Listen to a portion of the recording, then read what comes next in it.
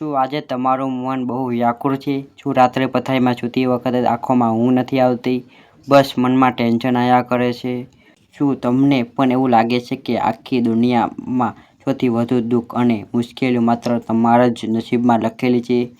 જ્યારે ચારે બાજુ અંધારું દેખાય, કોઈ રસ્તો ન મળે, પોતાના જ લોકો સાથ છોડી દે, ત્યારે મનમાંથી એક જ સવાલ નીકળે છે કે હે ભગવાન, મારી સાથે જ આવું કેમ થાય છે?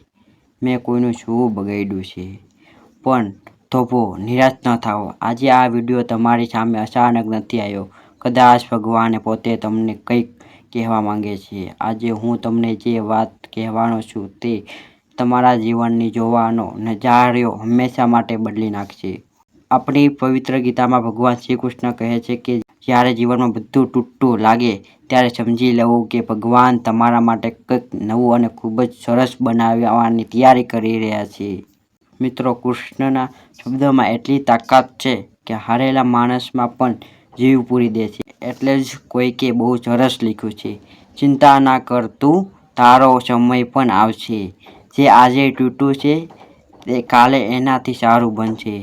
રાગ ભરોસો એ કાનુડા પર દોસ્ત, એક રસ્તો બંધ થશે તો 100 રસ્તા ખોલશે. જ્યારે કુરુક્ષેત્રના મેદાનમાં અર્જુન હિંમત હારી ગયો હતો ત્યારે તે રથની પાછળ બેસીને રડવા લાગ્યો હતો. અર્જુન તો દુનિયાનો સૌથી મોટો યોદ્ધા હતો. જો એ પણ હિંમત હારી શક્યો હોય તો તમે અને હું તો બહુ સામાન્ય માણસ છીએ. એટલે જો આજે તમને રડવું આવતું હોય તો રડી લો, પણ હિંમત ન હારો. કારણ કે આ મુશ્કેલી તમને તોડવા માટે નથી આવી, તમને મજબૂત બનાવવામાં આવી છે. ચાલો તમને આ વાત સમજાવવા માટે એક નાની અને બહુ સરસ વાત કહું. એક ગામમાં એક મોતીકાર રહેતો હતો. તે પથ્થરમાંથી બહુ સુંદર મૂર્તિઓ બનાવતો હતો. એક દિવસ તે જંગલમાં મૂર્તિ બનાવવા માટે સારો પથ્થર શોધવા ગયો.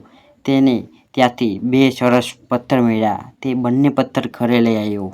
તેને પહેલા પથ્થરને લીધો અને મૂર્તિ બનાવવા માટે તેના પર હથોડી અને ચીનીથી ઘા મારવાનું શરૂ કર્યું. જેવા હથોડીના 2-4 ઘા પડ્યા, પથ્થરમાંથી અવાજ આવ્યો, ઓ ભાઈ, મને બહુ દર્દ થાય છે અને આટલો બધો ન મારો, પ્લીઝ મને છોડી દો. મૂર્તિકાર દયાળુ હતો. તેને તે પથ્થરને બાજુ પર મૂકી દીધો.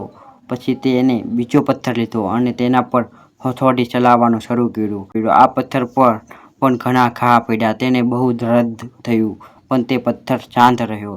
થોડા દિવસ મૂર્તિકારે તે પથ્થરમાંથી ભગવાન શ્રી કૃષ્ણની એક બહુ જ સુંદર મૂર્તિ બનાવી દીધી. ગામમાં એક નવું મંદિર બન્યું હતું, એટલે ગામના લોકો તે મૂર્તિ લેવા આવ્યા. મૂર્તિ લેતી વખતે તેમણે મૂર્તિકારને પૂછ્યું, અમારી પાસે બહાર નારિયેળ વધારવા માટે એક વધારવાનો પથ્થર જોઈએ છે, તમારી પાસે પડ્યો છે? મૂર્તિકારે પહેલા પથ્થર સામે ઇશારો કર્યો, જેને દુઃખ સહન નહોતું કર્યું. ગામના લોકો બંને પથ્થર લઈ ગયા. મંદિરની અંદર જે પથ્થરે દુઃખ સહન કર્યું હતું તેની ભગવાન તરીકે પૂજા થવા લાગી. લોકો તેને દૂધ ચડાવવા લાગ્યા અને હાર પહેરવા લાગ્યા. અને પેલો પથ્થર જેને બહાર રાખવામાં આવ્યો હતો ત્યાં રોજ સવારથી સાંજ સુધી લોકો આવતા, તેના પર નારિયેળ ફોડતા. રોજ તેને માથા પર હથોડી જેવા ઘા વાગતા હતા. એક રાતે બહારના પથ્થરે અંદરના પથ્થરને પૂછ્યું, તારા નસીબ કેટલા સારા છે, લોકો તારી પૂજા કરે છે અને મારા પર રોજ નારિયેળ ફોડે છે. ત્યારે અંદરના પથ્થરે બહુ સરસ જવાબ આપ્યો, જો તે દિવસે તે મૂર્તિકારની હથોડીના થોડા ઘા સહન કરી લીધા હોત તો આજે મારી જગ્યાએ તારી પૂજા થતી હોત. તે શરૂઆતમાં તે થોડુંક દુઃખ સહન ન કર્યું, એટલે હવે આખી જિંદગી તારે આ નારિયેળના ઘા સહન કરવા પડશે. મિત્રો, આ વાર્તા આપણા જીવન જેવી છે. આજે જે મુશ્કેલીઓ, ટેન્શન, તકલીફો તમને મળી રહી છે ને, તે ભગવાનની હથોડીના ઘા છે. ભગવાન તમને તોડવા નથી માંગતા, પણ તમારી અંદર છુપાયેલી હીરાને બહાર લાવવા માંગે છે. તમને એક શ્રેષ્ઠ માણસ બનાવવા માંગે છે. જો આજે તમે આ તકલીફથી ડરીને ભાગી જશો, મહેનત કરવાનું છોડી દેશો, તો આખી જિંદગી પેલા બહારના પથ્થરની જેમ નારિયેળના ઘા ખાવા પડશે. એટલે કે આખી જિંદગી હેરાન થવું પડશે. પણ જો આજે તમે થોડી હિંમત રાખીને આ ખરાબ સમયને સહન કરી લેશો અને મહેનત ચાલુ રાખો, તો કાલે દુનિયા તમારી પણ ઇજ્જત કરશે. શ્રી કૃષ્ણ ગીતામાં બહુ સરસ વાત કહે છે, માણસનું કામ માત્ર મહેનત કરવાનું છે, પરિણામ આપવું એ મારા હાથમાં છે. આપણે કામ શરૂ નથી કરતા અને પહેલા વિચારવા લાગીએ છીએ કે જો હું નપાસ થઈશ તો શું થશે? લોકો મારી મજાક ઉડાવશે. તો કૃષ્ણ કહે છે કે ભવિષ્યની ચિંતા છોડી દે. આજે તારી પાસે જે સમય છે તેમાં પૂરી તાકાતથી મહેનત કર. અર્જુને પણ કૃષ્ણને પૂછ્યું હતું કે હે કાન્હા, આ મન બહુ ચંચળ છે. તે હંમેશા ખરાબ વિચારો કરે છે, ડર બતાવે છે. આને કેવી રીતે રોકવું? ત્યારે ભગવાને બહુ સરળ જવાબ આપ્યો હતો કે મનને માત્ર બે જ વસ્તુથી રોકી શકાય છે. એક છે અભ્યાસ એટલે કે રોજ મહેનત કરવાની આદત, અને બીજું છે શાંતિ એટલે કે ફાલતુ વાતો પર ધ્યાન ન આપવું. જો તમે તમારા મનના ગુલામ બની જશો તો તમારું મન જ તમને બરબાદ કરી દેશે. પણ જો તમે મનને કહી દેશો કે તું ગમે તેટલો ડર બતાવે, હું મહેનત કરવાનું બંધ નહીં કરું, તો એક દિવસ તમારું મન તમારો સૌથી મોટો મિત્ર બની જશે. દુનિયામાં કોઈ પણ વસ્તુ કાયમી નથી. જો સારો સમય નથી ટકતો તો આ ખરાબ સમય પણ લાંબો સમય નહીં ટકે.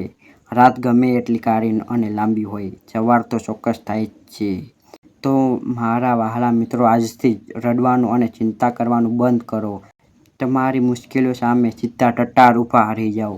જો ભગવાનનો ઉપદેશ સાંભળ્યા પછી અર્જુન હાથમાં ધનુષ ઉપાડીને યુદ્ધ જીતી શક્યો હોય, તો તમે તમારા જીવનની નાની મોટી તકલીફોને કેમ ન હરાવી શકો? ઊભા થાઓ અને તમારા કામમાં લાગી જાઓ. યાદ રાખજો, હાથ જોડીને બેસી રહેવાથી નસીબ નથી બદલાતા. કૃષ્ણના બતાવેલા રસ્તે ચાલવાથી જ ઇતિહાસ રચાય છે.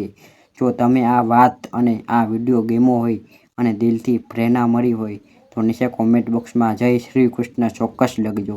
વિડીયોને લાઇક કરજો અને તમારા એવા મિત્રને મોકલજો જે આજે ઉદાસ છે. ચેનલને સબસ્ક્રાઇબ કરવાનું ન ભૂલતા. મળીએ આગલા વિડીયોમાં. ત્યાં સુધી બધાને જય શ્રી કૃષ્ણ.